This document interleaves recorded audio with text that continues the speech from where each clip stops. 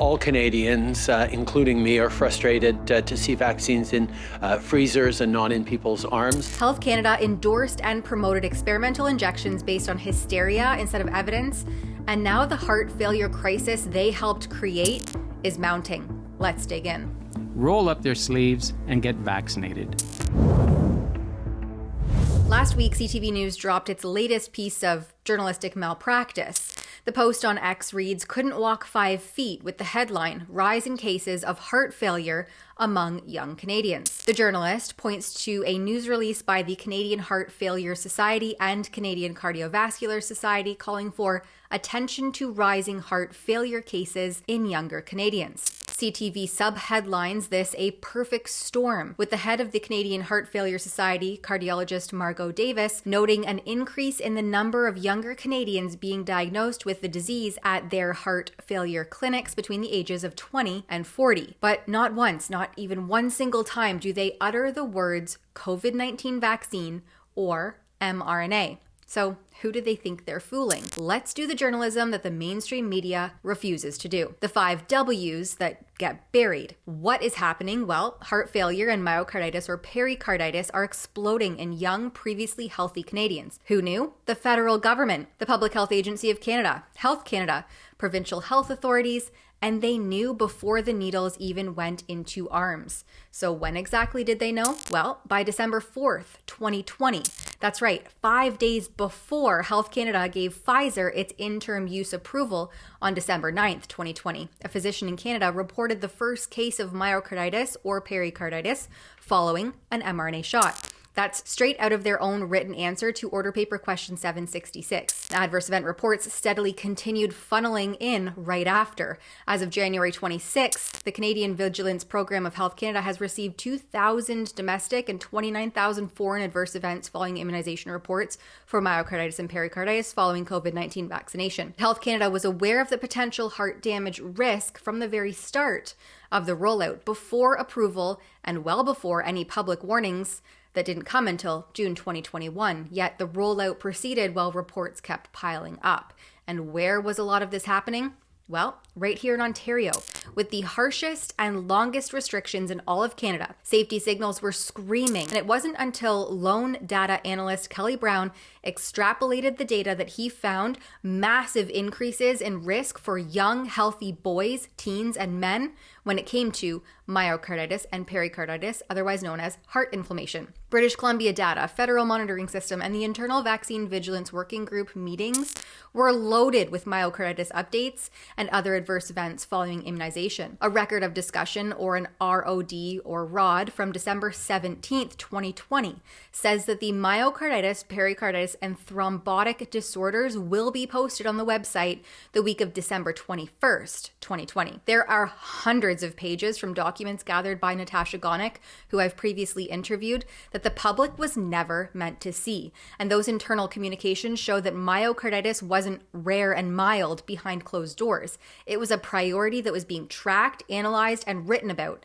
Papers authored by the very Public Health Agency of Canada employees sitting on the vaccine surveillance, AEFI, and causality teams. So why does this matter now? Because while CTV plays dumb in 2026, I was here blowing the whistle in 2021. I sat down with data analyst Kelly Brown. I followed stories like 16-year-old Josh, who developed pericarditis post-shot, Dan Hartman, who delegated to the Toronto Board of Health about his son, Sean, who died a month after receiving his first Pfizer shot. Health Canada knew that vaccine reactions across the board increased in frequency after the second dose. Exclusive government documents that I obtained through an access to information investigation at rebelinvestigates.com quoted internal findings that medication use increased in both age groups after dose 2 as compared with after dose 1. Pharma creates the problem, then they sell the solution.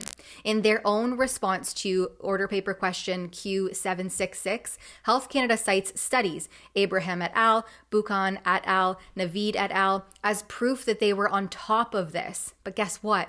Those authors were PHAC insiders, US CDC Immunization Safety Office, Kaiser Permanente, and BC Centre for Disease Control. They were studying the very harm they were causing while telling you it was safe and effective. So when CTV tells young Canadians that are suddenly dropping with heart failure that experts are somehow baffled, remember this. Official government communication from within and between various stakeholders like the shadowy Vaccine Vigilance Working Group and Health Canada proves that they were aware of and monitoring myocarditis and pericarditis reports during the vaccine rollout. Internal discussions, surveillance reports, and subsequent studies confirmed that these adverse events were real enough to warrant ongoing investigation, update guidance, and issue much more public advisories. Instead, the highest level of Ottawa's bureaucracy was studying ways to downplay and hide public concern over vaccine injuries and deaths. A Privy Council office memo titled Testing Behaviorally Informed Messaging in Response to Severe Adverse Events Following Immunization explicitly discussed how reports of adverse events could shake public confidence in the rollout, and they tested winning communication strategies to preserve trust in the government's vaccine campaign.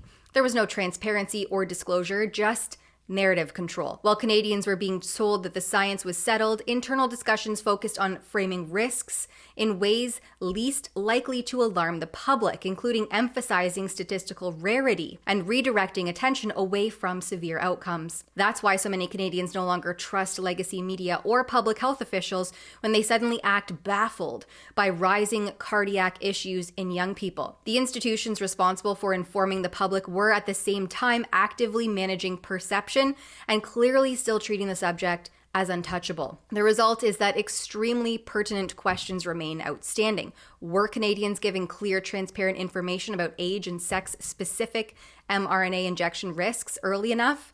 Why were concerns dismissed so aggressively at the time? What long-term follow-up is being done on younger patients who experienced vaccine-associated myocarditis? And why does corporate media still struggle to discuss these issues with nuance instead of framing every question as so-called misinformation? To see more of my reports on this file and check the other receipts, please head to nomoreshots.ca and consider chipping in a few dollars there if you're able to support my journalism. That's nomoreshots.ca.